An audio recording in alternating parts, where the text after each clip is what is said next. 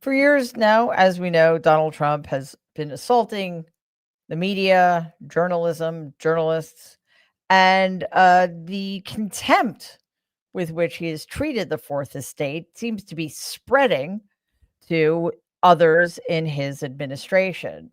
This week alone, we've seen Pete Hegseth in high dudgeon go after anybody who asked him a reasonable question.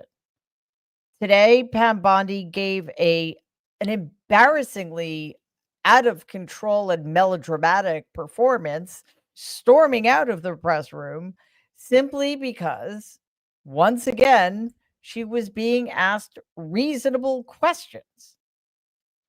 These people have no interest in respecting the right of a free press to do its jobs. Okay, where does that leave us? Because the problem is this: in the intervening 10 years, during which Donald's attacks against the press have gotten worse and had more of an impact and had more gained more people also making such attacks, Donald also has more people doing his bidding, carrying his water, and making his own policies worse. Well, he has less and less to do with them. He doesn't need to do anything anymore because he has the likes of Tom Homan, Kristi Noem, Pam Bondi, Pete Hegseth, Kash Patel, and perhaps worst of all, the corrupt, illegitimate supermajority of the Supreme Court. So what do we do? Because one other thing Donald has is a severely degraded corporate media. On the one hand, we have the propagandist networks like Fox and Newsmax, who see it as their mission to lie to the American people so egregiously and so constantly that there is no such thing as truth or facts among a significant minority of the people in this country. And then, of course, we have the corporate media represented by outlets like CNN, who still to this day cannot recognize the very real threat of fascism this country faces. And they fail us on a daily basis. They fail to tell the American people the truth about what is happening in our country and in the world.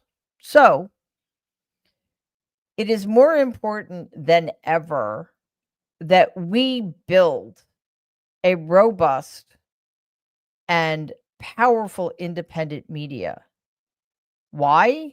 Because outlets like Mary Trump Media and others are not beholden to anybody but the people who rely on us to tell them the truth, to give them the facts, and to present a perspective designed to help all of you sift through the fire hose of news and misinformation and disinformation with which we are assaulted on a daily basis. So I wanted to talk about that before we get to the rest of the show, because in so many ways, as we'll see, we are at a crossroads in this country. And now more than ever, we need independent actors who do not feel beholden to corporations or the moneyed classes, or quite frankly, anybody but those who are interested in what we're interested in. And that is an America with a future that is truly a representative democracy, that is diverse, and that is strengthened because of its diversity. Let's dive in.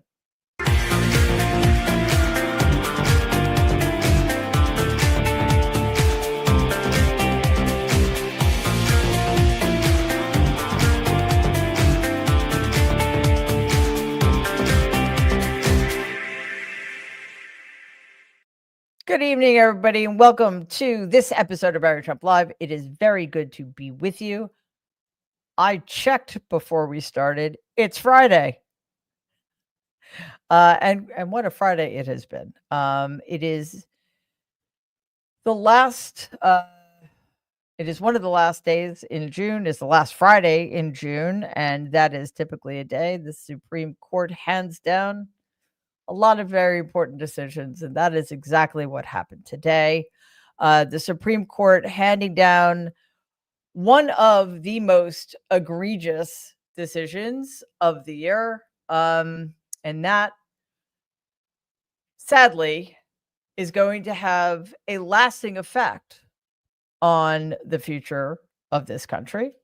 If you'll remember, Donald he didn't write it, he signed an executive order to terminate birthright citizenship in the United States, right? Now, birthright citizenship is enshrined in Section 1 of the 14th Amendment. So that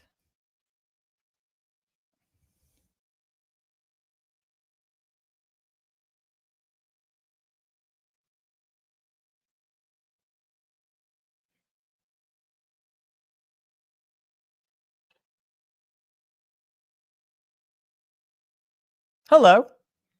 Somebody didn't want me to talk about this. I don't know what just happened. Sorry, guys. Having some technical difficulties. Had difficulties with my mic last night, and now this.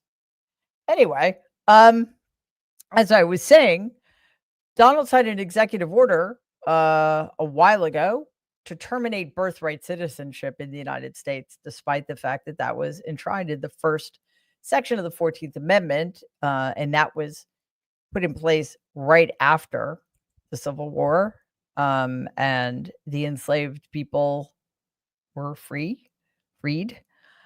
The Supreme Court was had as its task to do something very simple, to say that that executive order was unconstitutional, because of course it is. But because this is the corrupt, illegitimate supermajority of the Supreme Court, that is not what happened. So let's take a look at NBC's coverage of the court's decision. Right now, from the Supreme Court of the United States, the court just ruling along ideological lines 6-3 to limit the amount of power that judges have in lower courts across this country. The justices weighing in on whether judges in those courts can block certain policies that impact the entire country, a decision that will have a profound impact on a lot of President Trump's executive orders. The case involves the president's controversial executive order regarding birthright citizenship, that constitutional right which guarantees that anyone born on U.S. soil is, in fact, an American citizen. Today, the court saying the district court judges have been going too far. They have essentially gone beyond their authority in blocking these orders nationwide. The opinion here along ideological lines, Justice Jackson writing this: no one disputes that the executive has a duty to follow the law, but the judiciary does not have unbridled authority to enforce this obligation. Let's be clear here. The court did not uphold the executive order itself, which they wanted to do, let's face it, but they're cowards, and that would have been a bridge too far. It only ruled that lower court judges can't issue sweeping nationwide injunctions to block it. The constitutionality of the order, which attacks rights enshrined in the aforementioned 14th Amendment, hasn't been addressed at all. So that fight is still ahead of us. In the meantime, the order could go into effect in some states as soon as next month, creating chaos for immigrant families who don't even know if their children will be citizens.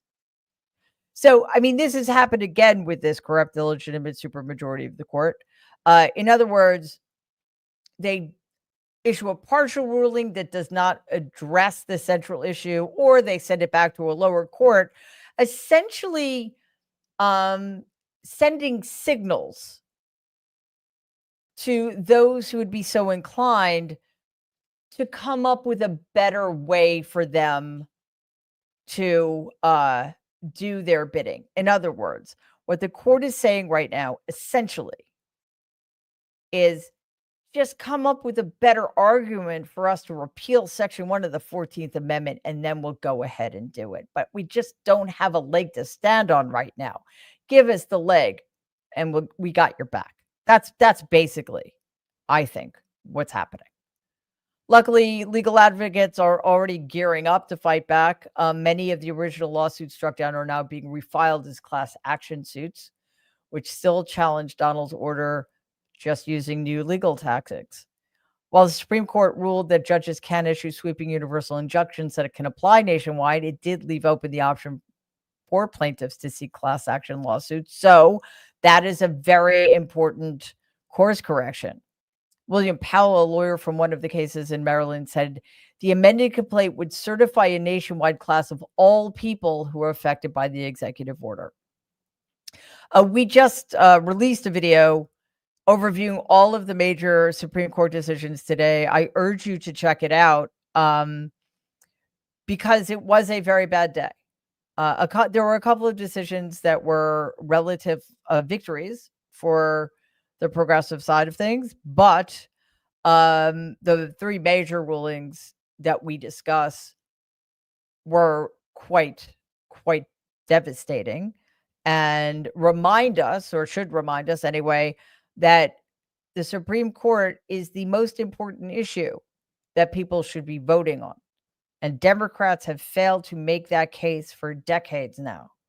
We cannot any longer afford to misunderstand just how important Supreme Court reform is and just how important it is for Democrats to make it clear that as soon as they are in a position to do so, they will do everything in their power to stop this corrupt, illegitimate supermajority of the Supreme Court, which is both anti-American and anti-constitutional.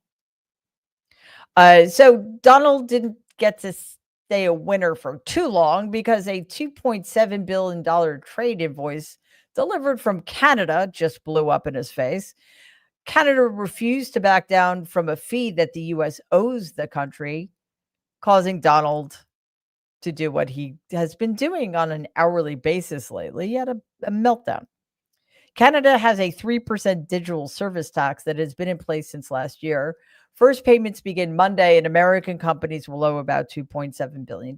With the looming deadline, Donald decided to escalate trade tensions because that's what toddlers do when they don't get their way. Here's CNBC with the latest. A new post from the president on Truth Social just now saying that because Canada is moving forward with a digital services tax that will impact American technology companies, he says because of that tax, we are hereby terminating all trade discussions on trade with Canada effective immediately. He says we will let Canada know the tariff that they will be paying to do business with the United States of America within the next 7-day period. Now, Kelly, remember, Canada is not facing a July 9th deadline like other countries are. There's a 25% tariff on Canadian imports, but not for any goods that qualify under the USMCA. So it's not as impacted by tariffs right now as many other countries, but now that could change. The president saying, of course, that there could be a new tariff within 7 days on Canada because of this digital services tax. Donald's self-destructive reaction comes just weeks before he's expected to reimpose sweeping tariffs on nearly every single U.S. trading partner, which will revive a global trade war under the banner of reciprocal taxes. A Canada-U.S. trade deal once expected by July 20th now appears to be in jeopardy. This is what happens when you change the rules of the game in the middle of the game. Donald continues to reveal, to the extent that we needed more information about this, that he is not a reliable negotiating partner, partially because he lies about everything, and partially because he doesn't understand how negotiations work. I think it's also worth mentioning that he has yet to secure any legitimate deals vis-a-vis tariffs with any country. Someone once in Donald's inner circle also appears to be in some jeopardy. Senator Tom Cotton just introduced a bill to slash the office of the Director of National Intelligence, run by Tulsi Gabbard. And Cotton wants that budget slashed by 60%. The bill would gut key ODNI departments, including the one monitoring foreign election interference. That sounds like a brilliant idea. It would shift those responsibilities to agencies like the FBI and CIA, effectively sidelining Gabbard's role. The timing of this is not at all subtle, and I'm guessing it is not a coincidence. Gabbard was noticeably absent from Thursday's classified Senate briefing on Donald's Iran strikes, even though CNN reported that ODNI's own assessment questioned whether those strikes even damaged Iran's nuclear capabilities. The message from Donald's allies is clear. Gabbard is no longer in the loop. And just think about this for a second. Tulsi Gabbard was an egregious choice for Director of National Intelligence. Let's be real about that. She is a Russian asset who's been referred to by Russian media as Putin's girlfriend. She is unreliable. She is not to be trusted, and she wasn't even qualified for the position. The reason she's being frozen out right now is because she was actually telling the truth about Iran, and she was giving accurate information about what Americans' own intelligence agencies had to say about Iran's nuclear capabilities. So what's happening here is because she was giving the American people accurate information that contradicted Donald's preferred narrative, she's being frozen. She's being frozen out, not because she's a Putin asset. So the Director of National Intelligence, who oversees every single intelligence agency in this country, is not in a meeting about one of the most significant national security issues we face currently.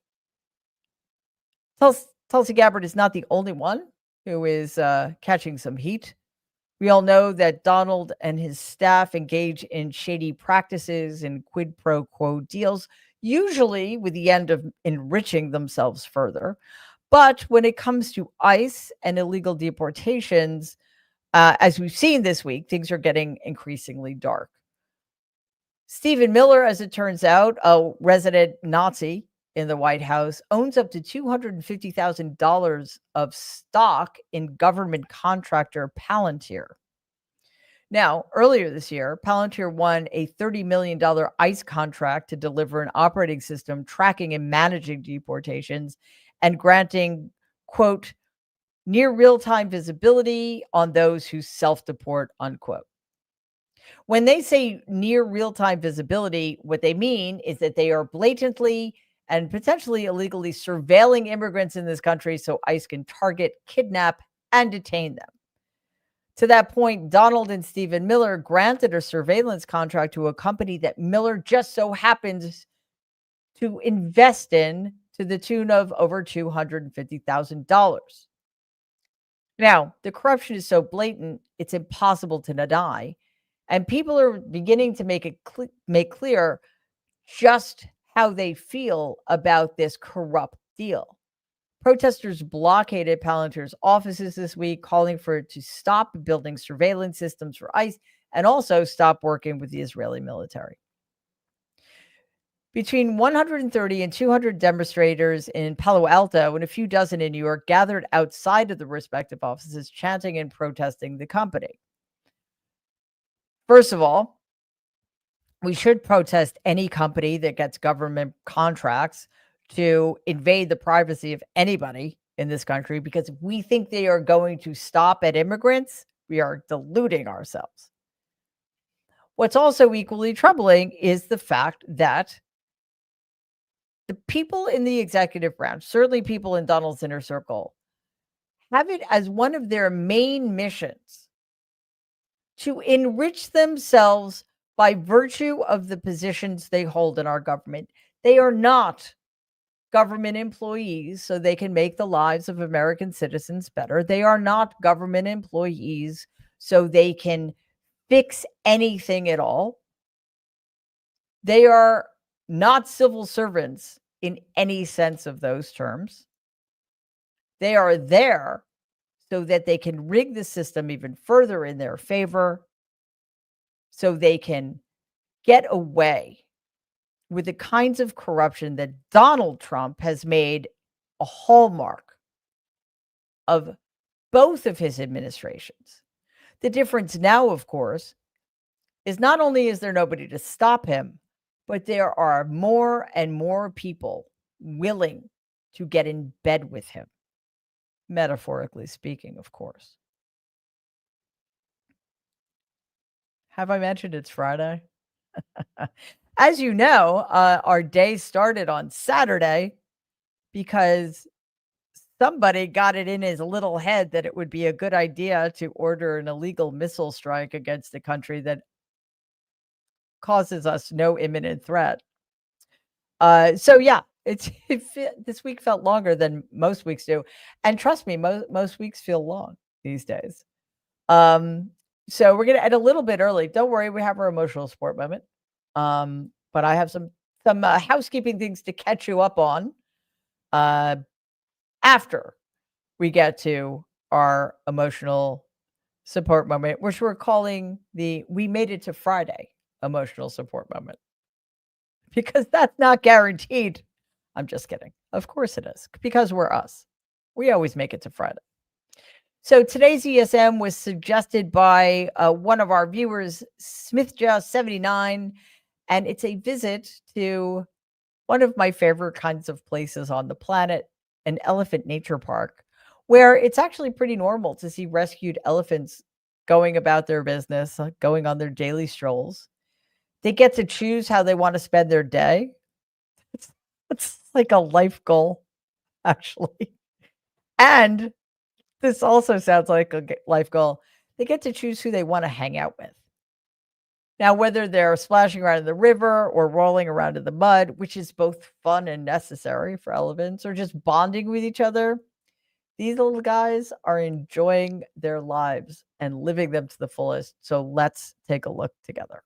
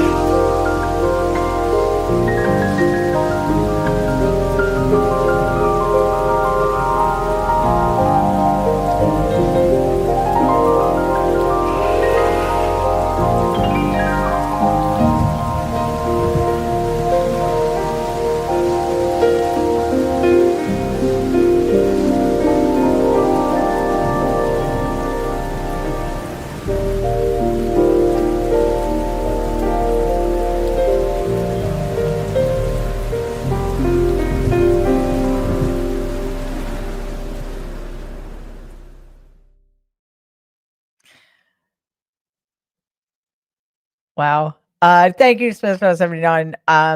Elephants are among my favorite creatures on the planet.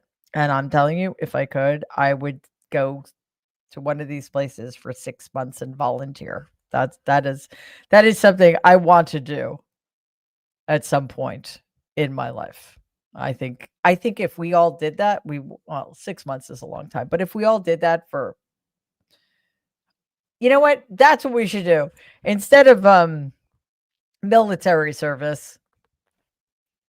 I know that's not compulsory, but give it time in the Trump regime.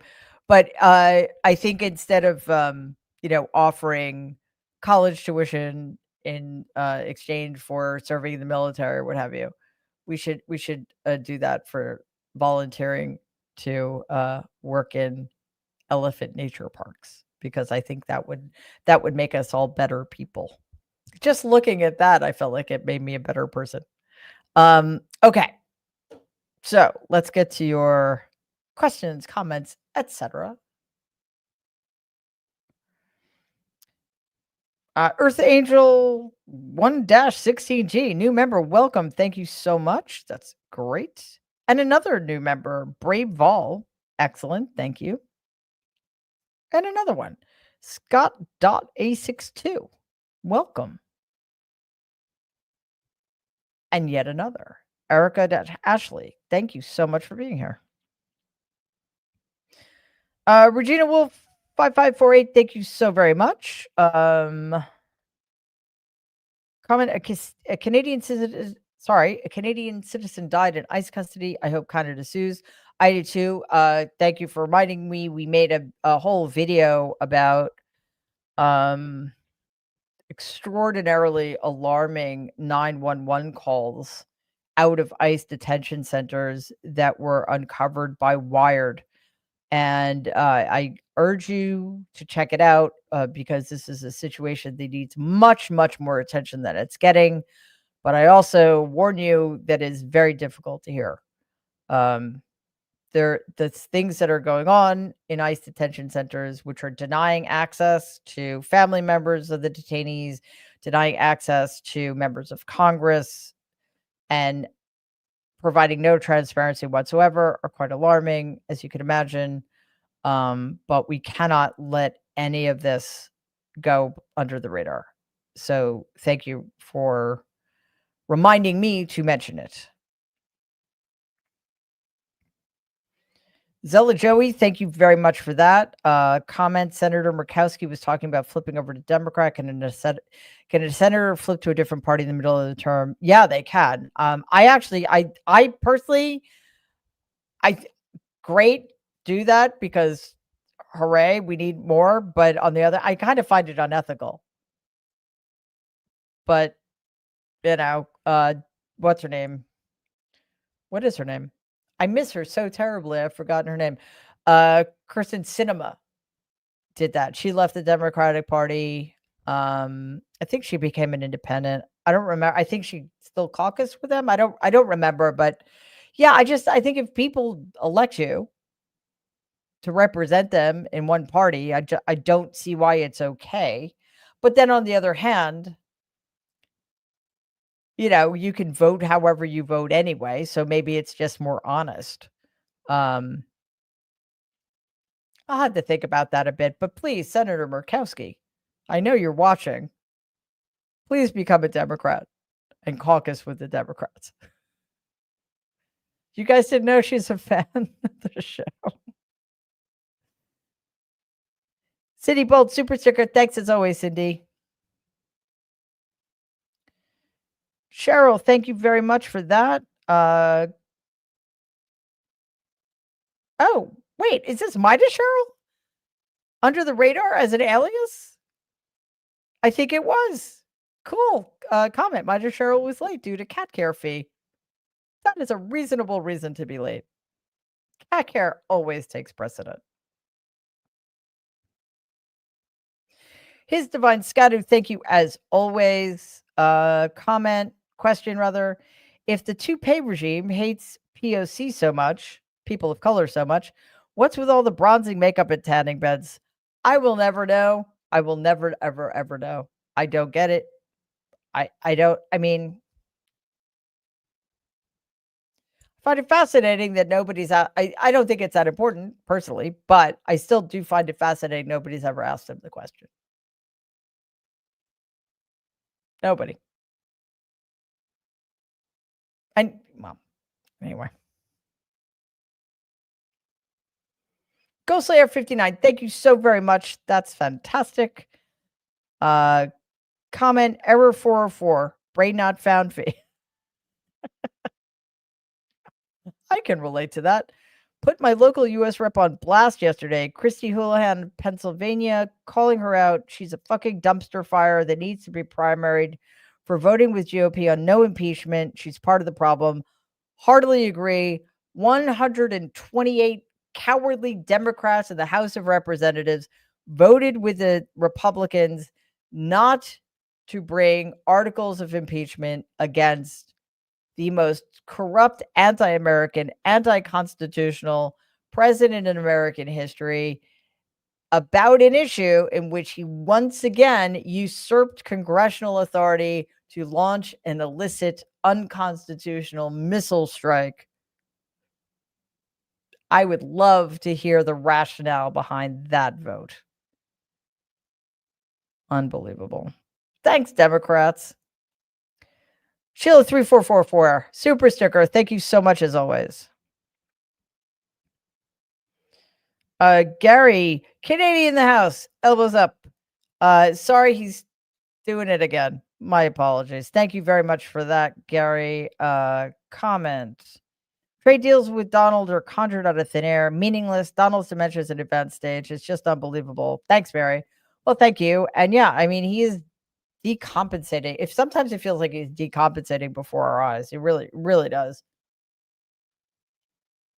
And yet, you know, corporate media continue to treat him like he's a reasonable, serious person. It's mystifying. Oops, sorry. Headroom 23, thank you very much for that. And your comment, thank you for going after your uncle in his deranged ways. He makes it so easy, doesn't he? Because it never stops. Jan, I guess. Yeah. Question, whatever happened to Donald's concept of a plan for healthcare? What about the wall that Mexico is going to pay for? What happened to his promise to fix infrastructure? Has he brought prices down? Nobody cares, Jan. Now, listen, all good questions. And why does none of that ever get addressed? Ever. I mean, we know he's just going to lie about it, right?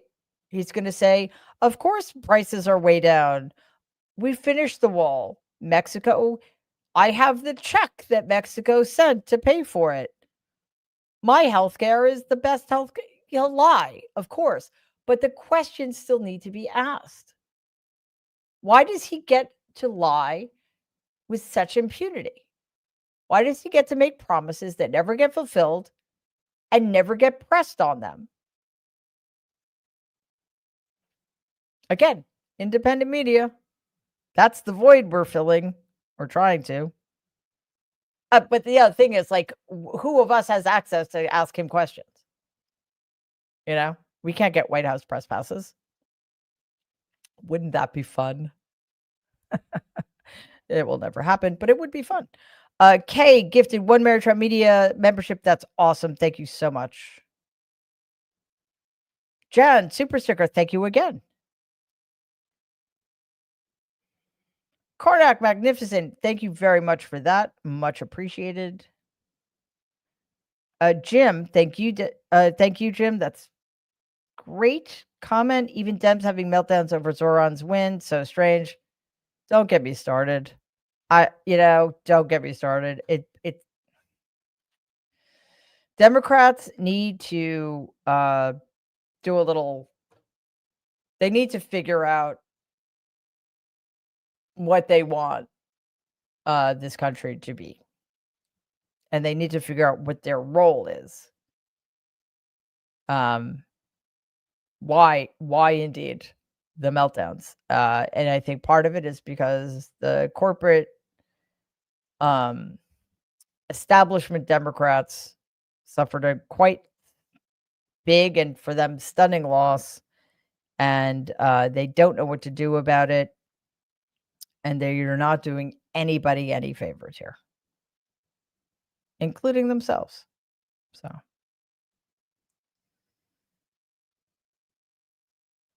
Julie, thank you so much. Comment, late to the party took grandkids swimming. That sounds great. And I bet, unlike Robert Kennedy, you took them swimming in a pristine pond or lake or sea. Great ESM, wasn't it? It really was. I love elephant sanctuaries. Have a wonderful and calm weekend. You deserve it. Well, thank you. And so do all of you. Because again, it's been a week. Pam, thank you so much, Pam. That's amazing. I like this comment. Bribe money for press pass. Hey, you know what? That might be all it takes. So if we can raise enough funds, we can bribe our way into the press room. That would be so much fun for me. You have no idea. I would last about 3.5 seconds, probably. It would still be worth it. Okay, so a little bit of housekeeping. I am leaving the country temporarily. Don't worry, I'll be back. Probably. If it's up to me, I'll be back. If I can get back into the country, I will be back. So I'm leaving tomorrow night. I don't remember exactly when I'm back, but it's not too long a trip. I think I'm back on the 7th or 8th or something. So I will be posting videos, but I will not, because of the time difference and other issues, I will be not be doing Mary Trump Live next week. However, we will have Mary Trump Live Monday through Friday, 6 p.m. Eastern. We will have guest hosts. So please check it out. I mean, we have awesome people filling in, and it might be nice for you guys to get a break from me too. So that will go on as planned. And what is the other bit of housekeeping I wanted to? Oh, so there won't be, as I mentioned last week, Nerds will no longer be on Tuesday at 3. But when I get back from my trip, I will be filling you in on all of the plans for that going forward. Don't worry, the Nerds aren't going anywhere in spirit, but they are moving time and day and format. So I will keep you posted on that. And I think that's it. So let me just make sure. Yep. Thank you to everybody watching on YouTube, streaming on Twitter, and from my Substack, The Good in Us, to everybody listening to the podcast. I know there's something else I need to tell you, and for whatever reason, it has nothing to do with the fact that it's been a very long week. Nothing at all. I'm sure all of my brain cells are still intact. I can't remember what it was. So I'll just continue with what I usually say. Thanks you to all of our new YouTube members. It is so great to have you here. To all of our amazing super stickers, everybody giving us gifts. It helps us so much. You guys have no idea how much we appreciate it. And just a reminder, the easiest way to support us is to subscribe to the channel. As you know, our next big goal is to get to 500,000 YouTube subscribers. That would be so huge for us. So if you've not yet subscribed to the channel, please do. And if you have, please ask other people to check it out and see if they're interested in subscribing. Another really helpful way to support us that is also free is just remember to watch all of our videos that drop every single day in addition to the lives. Watch those videos, share them, comment on them. That helps us tremendously with the YouTube algorithm. And of course, check out our paid YouTube memberships. That's separate from the subscription. So it's just a way to get some extra content that we think you'll enjoy. So please, on the homepage, our YouTube homepage, you just see subscriptions, click on that, and you'll see everything that there is on offer. Thank you, as always, to our moderators. And I'm sorry I'm leaving the country, but you guys still have to do your jobs next week. Sorry. But we really, truly appreciate. You don't have to. Obviously, it's voluntary. I'm sorry. You don't have to do it at all. But if you do, we really appreciate it. So thank you for that. We know better than most that it is not easy work, and you all do it extremely well and are so generous. We appreciate it. And of course, to my amazing team, again, it feels like every week gets longer, and these guys just always pull a rabbit out of the hat and just do the most incredible job. So all of us should be grateful to them. I know I am. Thanks, team. And I will see everybody you'll see me on recorded videos next week, but I will see you when I get back. And again, I don't remember exactly when it is. I think it's the 8th, but you'll know. All right, that does it for us. I will see you in a week and a half or so. And in the meantime, and I really mean this because there's a lot going on out there, please stay safe and be kind.